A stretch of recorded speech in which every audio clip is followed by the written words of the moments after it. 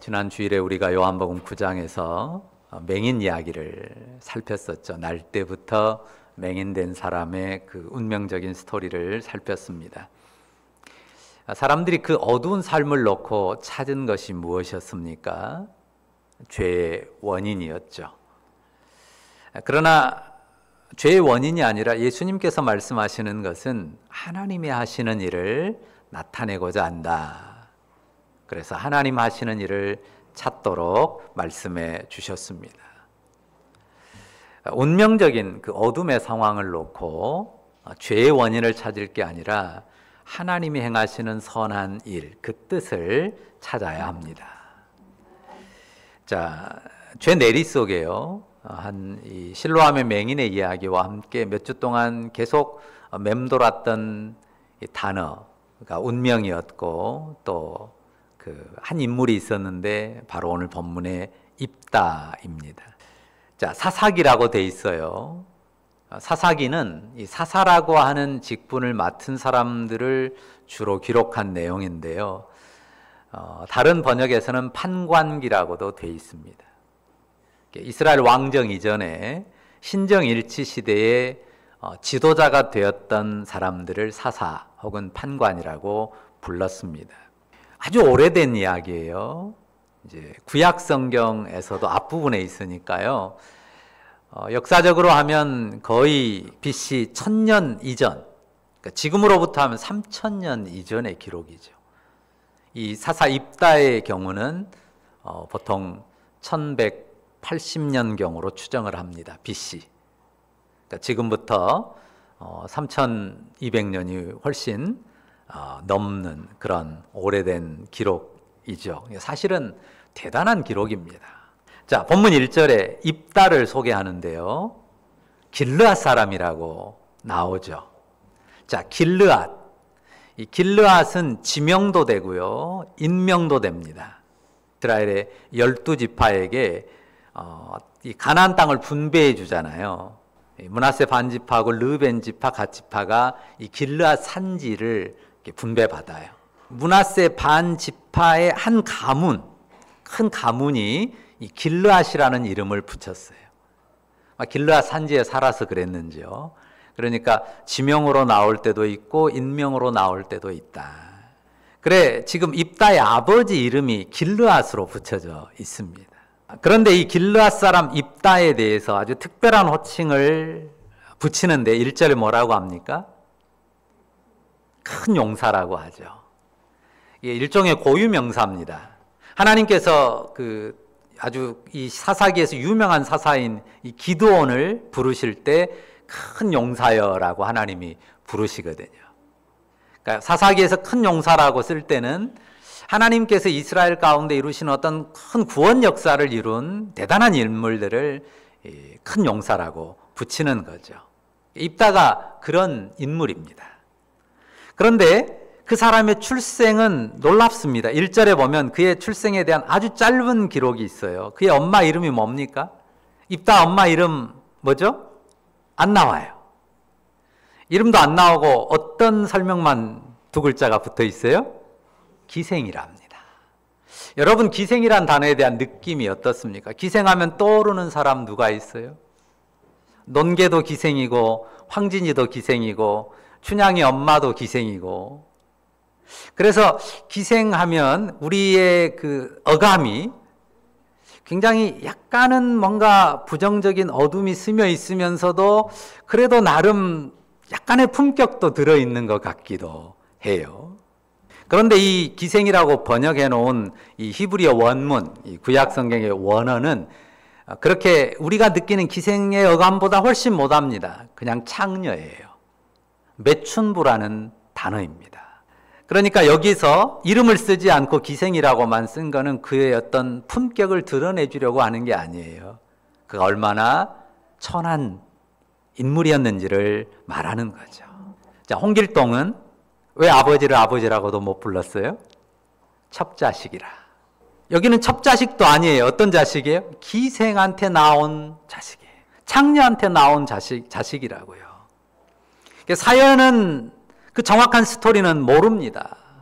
그런데 이 기생 아들인 입다가 먼저 나오고 그 다음에 그 본부인이 아들들을 낳았다. 기록의 순서대로 하면 아마 아이를 못 낳아서 그랬는지 이 창녀에게서 아들을 하나 낳아왔고 본부인이 그 뒤에 아들들을 낳았다고 보는 게 자연스러울 것 같긴 합니다.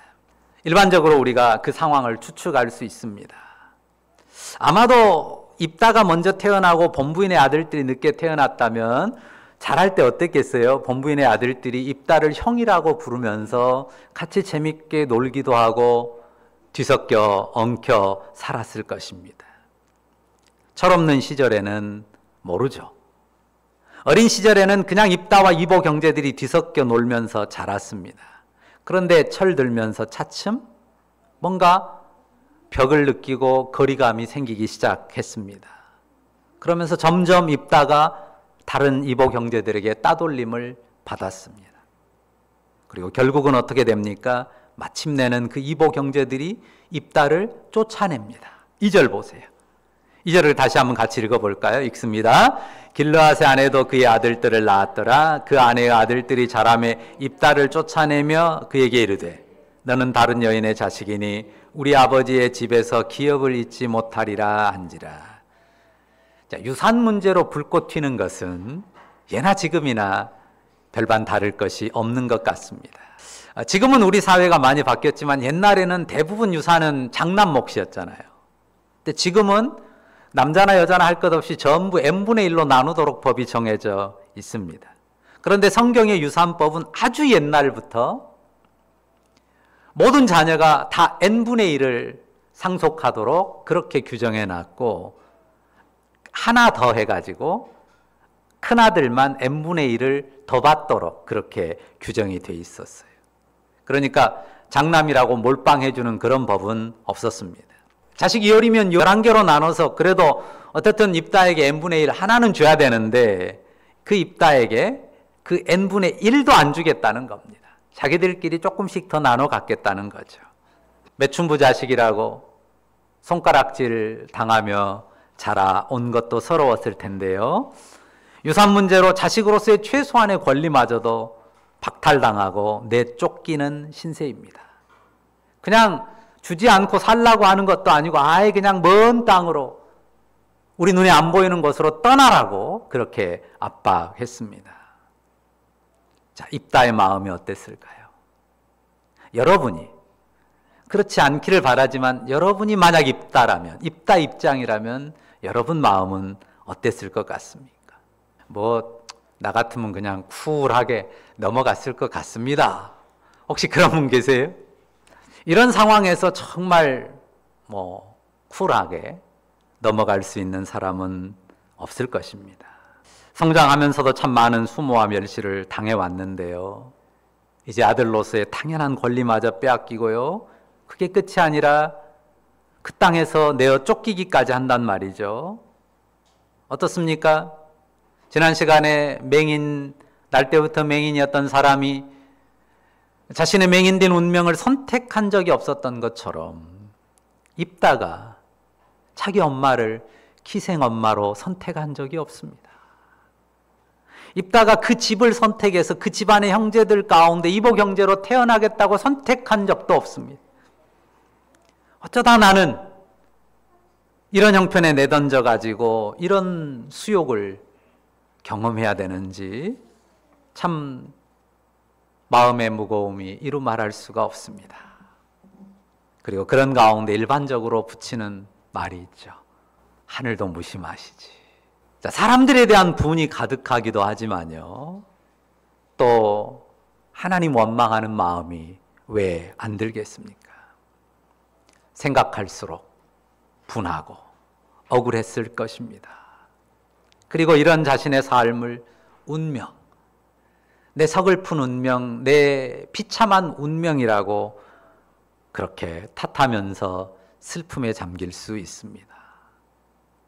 저주스러운 운명이라는 탄식이 짙으면 또 어떤 생각도 합니까? 내가 살아갈 가치도 의미도 없다. 그런 생각을 하면서 인생을 끝낼 생각을 하기도 합니다. 오늘 설교 제목에 뭐라고 썼습니까? 슬픈 운명이라고 썼는데요. 참 슬픈 운명이죠. 그런데 그 뒤에 한마디 더 붙였어요. 슬픈 운명, 그리고 그 너머. 자, 이 어둡고 칙칙한 운명 그 너머에 뭔가가 있다면 뭐가 있겠습니까? 절망의 어둠 말고 그 너머에 어떤 빛이 있을 수 있겠습니까? 그런데 그 입다의 슬픈 운명 너머에 놀라운 하나님의 계획이 있었어요. 입다가 보지 못하고 꿈도 꾸지 못하는 하나님의 계획과 섭리가 있었습니다. 본문 3절을 보십시오. 같이 읽어볼까요? 이에 입다가 그의 형제들을 피하여 돕당에 거주하매 잡류가 그에게로 모여와서 그와 함께 출입하였더라. 자, 고운정 미운정 있다고 하지만 이 고향 땅, 이 길르앗에서 입다에게는 어떤 정이 더 많겠어요? 미운 정이 얼마나 많았겠어요. 그래도 정든 땅인데 그 고향 산천 등지고 어디로 갔어요? 이방 땅 돕이라고 하는 곳으로 갔습니다. 이 길르앗 산지라고 하는 것이 이스라엘 지도로 하면 동북 쪽이란 말이에요. 거기서 더 올라가서 시리아 쪽으로 올라가서 요새 지대가 있는데 이 암몬 북쪽에 있는 그 돕이라고 하는 곳에 가서 살았습니다.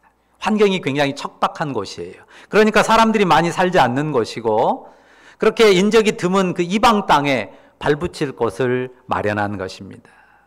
자, 입다 같은 형편의 사람이면요, 대개 어떤 성향을 갖기 쉽습니까? 이런 형편, 또 이런 운명에 처하면요, 대부분 사람들이 적대적이고요, 다른 사람에 대해서 적대적이고 공격적이기 쉽습니다. 우리 주변에도 그런 사람들이 있잖아요. 누가 조금만 건드리면 불같이 분을 내면서 들이받는 그런 사람들 있습니다. 왜 그럴까요? 그 속에 상처가 많기 때문에 그래요. 그리고 피해의식이 크기 때문에 그래요. 온통 나에게 피해준 사람들이 많으니까 누군가 조금 건들면 이 사람도 나를 피해주려고 한다 하는 그 피해의식 때문에 더 분을 크게 쏟아내고 독을 나타내는 것입니다. 그런데 입다는 충분히 그런 삶으로 나아갈 수 있는데 그런 삶을 살지 않습니다. 참 놀라운데요. 그는 뭔가 복스럽고 소망스러운 삶을 꾸렸습니다. 본문에 자세히 쓰지 않으니까 자세한 내용은 모릅니다. 그런데 그에 대한 소문을 듣고 사람들이 몰려온다고요. 한꺼번에 몰려온 건 아니겠지만 한 사람, 또 한 사람, 또 한 사람 그에게로 와서 작은 공동체가 되고 좀 더 큰 공동체가 되고 나중에는 굉장히 큰 그런 무리를 이루게 됐습니다. 그에게 몰려온 사람들이 어떤 사람입니까? 물론 상당한 시간이 흘렀을 것으로 보는데요. 거기에 3절 다시 보세요. 어떤 사람들이 왔다고 나와요? 잡류라고 나와 있어요. 잡류. 우리가 잡동산이라고 하잖아요. 잡다 하다 그러잖아요. 잡다 하다는 뜻을 제대로 이해하려면, 잡류를 이해하려면 그 반대말을 생각하면 돼요. 잡류는 그 반대는 뭘까요? 어떤 말이겠어요? 뭔가 고귀하고 빼어난 그런 사람들, 그런 사람들하고는 아주 이 거리가 있는 정반대의 사람들, 빼어난 것도 고귀할 것도 사람들이 부러워할 만한 것도 없는 그런 사람들이에요. 그런 사람들이 유배지 같은 이 돕당에 입다에게 다가왔습니다. 왜일까요? 소문을 들었기 때문이겠죠. 입다에게서 어떤 소망스러운 리더십, 그리고 그에게 깃든 사람들이 뭔가 복스러운 삶을, 그냥 이스라엘 땅에서 잡류로 살아가는 것에 비해 훨씬 나은 뭔가 소망스러운 공동체의 삶을 꾸린다고 하는 그 이야기가 소리 소문 없이 퍼져갔고 그 가운데 많은 사람들이 몰려든 것입니다. 얼마가 지났을지는 몰라요. 5년인지 10년인지 20년인지 아니면 30년인지. 그래 처음에는 잡류 몇 추로 출발했던 그 공동체가요, 꽤 큰 무리가 됐습니다. 그 공동체의 삶이 구체적으로 어땠는지는 모릅니다. 황량한 땅을 개척해서 농업을 했을지, 아니면 목축업을 해서 살았을지, 아니면 다윗이 한때 그랬던 것처럼 어떤 그 산업들을, 주변의 사람들의 산업을 지켜주고 일종의 대가를 받는 식으로 삶을 영위했는지 정확히 알 수 없습니다. 분명한 것은 이 입다의 리더십은 대단했고, 그 공동체의 힘은 꽤나 강력했고, 많은 사람들에게 호감을 주었다고 하는 것입니다. 그런데 그 가운데 이스라엘에 한 가지 큰 변고가 생깁니다. 어떤 변고입니까? 암몬이라고 하는 이방 족속이 쳐들어와요. 전쟁의 상황이 된 것입니다. 그런데 이 암몬 족속하고, 이 암몬 족속의 땅하고 이스라엘하고 가장 먼저 접하는 땅이 길르앗이에요. 누구 고향이에요? 바로 입다의 고향인 이 길르앗. 그러니까 어느 누구보다도 긴장하고 두려워할 사람들이 길르앗 사람들이에요. 이스라엘 전체가 풍전등화의 운명에 전쟁의 풍화 앞에 놓였지만은 그 가운데서 이 길르앗 사람들이 가장 먼저 그 참화를 겪게 돼 있는 거죠. 그런 가운데 문제는 이 발등에 불이 떨어졌는데 이 암몬과의 전쟁을 치를 수 있는, 그 전쟁을 이끌 수 있는 지도할 만한 사람이 이스라엘에도 길르앗에도 없었다고 하는 거예요. 어떻게 암몬과 맞설까? 아무리 찾아봐도 대안이 없는 거예요. 그래 찾고 찾다가 찾은 대안이 누구예요? 입다가. 혹시 입다가 우리를 이끄는 지도자로서 대안이 될지 모르겠다. 그런 의견들이 나왔고, 그렇다 그 외에는 달리 대안이 없다는 것이 결국은 모두의 의견으로 모아지게 됐습니다. 길르앗이라고 하는 그 가문의 공동체에서 쫓겨난, 자기들이 쫓아보낸 입다인데요. 그 장로들이 가가지고 자존심 굽혀가면서 입다에게 사정하고 싶겠어요? 그런데 사정하러 갑니다. 네가 우리의 지도자가 되어달라고, 네가 우리를 이끌어달라고 사정하러 가요. 왜? 다른 대안이 없으니까, 다른 방법이 없으니까 입다에게 가는 것입니다. 와, 입다의 슬픈 운명, 그 너머에 이런 하나님의 놀라운 계획이 있었네요. 입다의 슬픈 운명, 그 너머에 무슨 밝은 것이 있을까 했는데, 입다의 슬픈 운명 그 너머에 이 빛의 계획이, 이 빛된 계획, 하나님의 계획이 있었습니다. 어찌 상상이나 할 수 있는 일입니까? 멸시와 냉대 속에 내쫓겼던 입다인데 길르앗의 지도자들이 그를 찾아옵니다. 5절과 6절 보십시오. 길르앗 장로들이 입다를 데려오려고 돕당에 가서 입다에게 이르되 우리가 암몬 자손과 싸우려 하니 당신은 와서 우리의 장관이 되라 하죠. 입다가 쫓겨날 때는요, 이 길르앗의 장로들이 누구도 입다의 편을 들지 않았습니다. 입다의 권리를 공의롭게 변호해 주지 않았습니다. 그런데 그렇게 빈털터리로 내쫓긴 입다에게 가서 도움을 청한단 말이죠. 암몬과의 치를 전쟁의 지도자가 되어달라고 간청하는 것입니다. 이스라엘의 전쟁의 그 풍화 속에서 대안이 되는 인물은 입다뿐이었습니다. 대안이 되는 공동체도 입다의 공동체뿐이었습니다.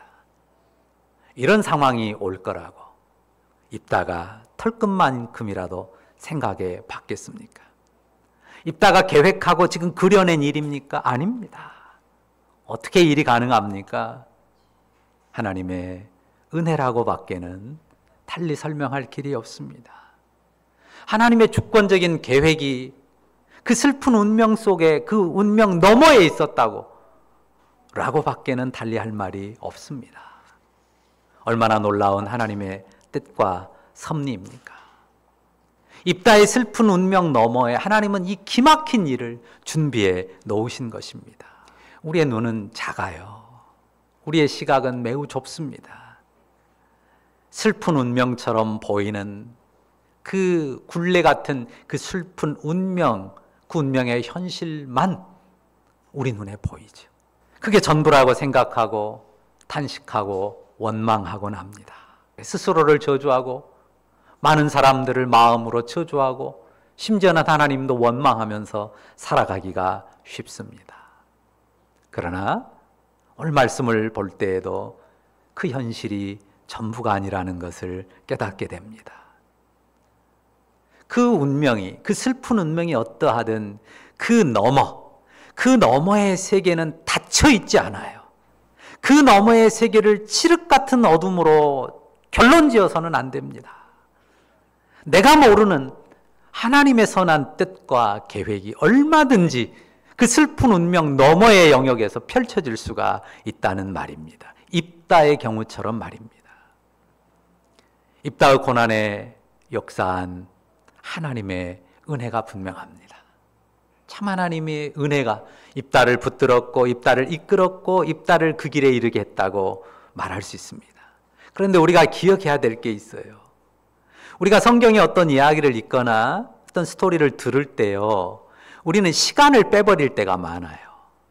그러니까 이 슬픈 운명 너머의 그 기막힌 하나님의 뜻과 계획이 나타나기까지 숱한 고난의 시간과 갈등의 시간과 번민의 시간과 기도의 시간과 영적인 씨름의 시간이 입다에게 있었다는 것을 놓쳐서는 안 되는 거예요. 근데 우리는 그런 거 좀 싹 빼고 결론만, 왜 나는 이런 결론, 이런 은혜를 하나님이 내게는 안 주지? 이렇게 가버리는 경우들이 꽤 많아요. 과정이 있었어요. 늘 말씀드리는 것처럼. 긴 시간이 있었고 그 시간 속에 고뇌와 갈등과 번민과 기도와 숱한 영적인 씨름이 있었다고 하는 걸 잊어서는 안 됩니다. 얼마나 미칠 듯 억울하고 참담한 현실 속에서 전전긍긍하며 분노와 증오로 들끓는 그런 시간들이 얼마나 많았겠습니까? 그런데 거기 사로잡히지 않았고 하나님의 은혜에 붙들림 받았고 결국 하나님의 은혜로 그 어둠을 이겨낸 것입니다. 하나님이 이기게 하신 거죠. 하나님을 믿었고 하나님을 바라봤고 하나님의 말씀을 따랐습니다. 여기 어디에도 입다가 하나님 말씀을 따랐다 이런 기록은 없어요. 그런데 뒤에 내용들을 보면요, 그가 이제 길르앗의 지도자가 돼서 암몬과 담판하거든요. 일단 담판부터 해요. 그 담판하는 내용이 뒤에 나와요. 여기 14절부터 28절에 쭉 나오는데 거기 보면 입다가 이스라엘에서 하나님이 행하신 그 역사를 꿰뚫어 말합니다. 그냥 그 운명의 그 어두운 삶만 놓고 씨름한 게 아니에요. 그가 하나님 앞에서 자기의 삶과 자기 공동체의 삶을 놓고 씨름했고 그랬기에 그가 이스라엘의 대안이 되고 그 공동체가 이스라엘의 대안 공동체가 될 수 있었던 것입니다. 굴레처럼 옥죄는 슬픈 운명 누구에게나 있습니다. 물론 어떤 사람은 좀 더 크고 어떤 사람은 너무 참담하고 고통스럽고 상대적으로 좀 적을 수는 있어요. 그러나 굴레처럼 옥죄는 슬픈 운명이 없는, 그런 현실이 없는 사람은 없습니다. 그 현실에 낙심할 일이 아닙니다. 그 현실을 절망으로 결론 지을 일이 아닙니다. 눈앞의 현실을 분명히 봐야죠. 그러나 눈앞의 현실은 물론 어디를 봐야 돼요? 그 너머. 눈앞의 현실의 주권자일 뿐만 아니라 그 너머의 주권자 되시는 하나님을 바라보셔야 됩니다. 우리 눈앞의 현실의 주권자일 뿐만 아니라 우리가 보지 못하는 그 현실 너머의 세계까지, 그 영역까지 주권자 되시는 하나님이신 줄로 믿습니다. 현실이 전부가 아닙니다. 운명 같은 현실, 그 너머에 하나님의 선한 뜻과 계획이 얼마든지 있을 수 있습니다. 자, 우리가 하나님을 믿잖아요. 어떤 하나님을 믿습니까? 아들을 내주시기까지 나를 사랑하신 하나님, 독생자를 주시기까지 나를 사랑하신 하나님을 믿습니다. 아들을 주신 하나님이 무엇을 주지 않겠는가? 그 하나님의 선하심을 우리가 믿습니다. 하나님의 손길, 그 하나님의 어미한 손길, 그 은혜의 손길, 그 능한 손길은 운명 같은 현실, 그 현실에 제한받지 않습니다. 여러분의 서글픈 운명, 그 운명의 페이지는 어떻습니까? 그 너머에 하나님의 선하심을 온전히 바라보시기를 간절히 바랍니다. 한 말씀만 더 드리고 말씀 맺습니다. 우리는 입다를 통해서도요, 우리 주 예수님을 기억할 수 있습니다. 예수님 어떠셨어요? 자기 땅에 오셨는데, 요한복음 1장의 표현으로 하면 자기 백성 가운데 자기 백성을 비추기 위해서 오셨는데 자기 백성에게 배척을 받으시고 버림을 받으셨죠. 결국 자기 백성에 의해서 죽음에까지 이르셨습니다. 그런데 그가 부활하셔서 자기를 버린 백성들, 자기를 배척한 백성들의 구원자가 되셨습니다. 우리 안에 오신 성령, 우리와 함께 하신 주님의 영은 바로 그 주님의 영이에요. 우리가 믿고 소망하며 바라보는 분이 바로 그 주님입니다. 그 주님이 우리의 슬픈 운명을 넘어서는 복된 삶으로 능히 이끄시리라고 믿습니다. 그 주님께 마음 다해 경배 드리면서 희망 없는 세상, 낙심하고 절망하는 세상, 운명에 대한 탄식과 저주가 넘쳐나는 이 세상에서 대안이 되는 사람, 대한 공동체를 이루는, 대안이 되는 교회를 이루는 하나님의 백성들로 능히 살아가는 여러분들 다 되시기를 축원합니다.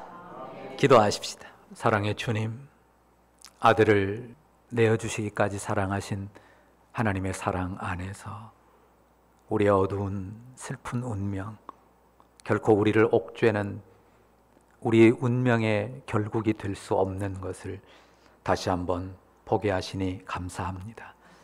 우리 주님의 십자가에서 그 운명의 저주는 청산되었음을 믿습니다. 여전히 우리를 옥죄는 그 슬픈 운명에 우리가 탄식하고 주저앉고 낙심하지 않기를 원합니다. 그 너머에 하나님의 선한 뜻과 계획을 바라보면서 우리 주님 앞에 믿음의 씨름을, 영의 싸움을 이어가는, 말씀 붙잡고 영의 싸움, 믿음의 씨름 이어가는 주의 백성들 되게 하여 주옵소서. 하나님, 내 삶에 짙은 어둠이 있습니다. 내 자녀에게도 새겨진 짙은 어둠이 있고 내 사랑하는 가족과 지체에게도 그런 짙은 족쇄와 같은 운명의 서글픔이 새겨져 있습니다. 그 현실의 주권자가 하나님이시고 그 현실 너머에 우리가 보지 못하는 영역의 뜻과 계획을 가지고 계신 그 하나님, 그 하나님의 주권을 또한 우리가 믿고 바라봅니다. 주님, 우리를 그 믿음으로 강하게 하시고 그러므로 축복이 되는 사람들, 대안이 되고 대안의 공동체가 되는 성도와 교회가 되게 하여 주옵소서. 예수님의 이름으로 기도합니다. 아멘.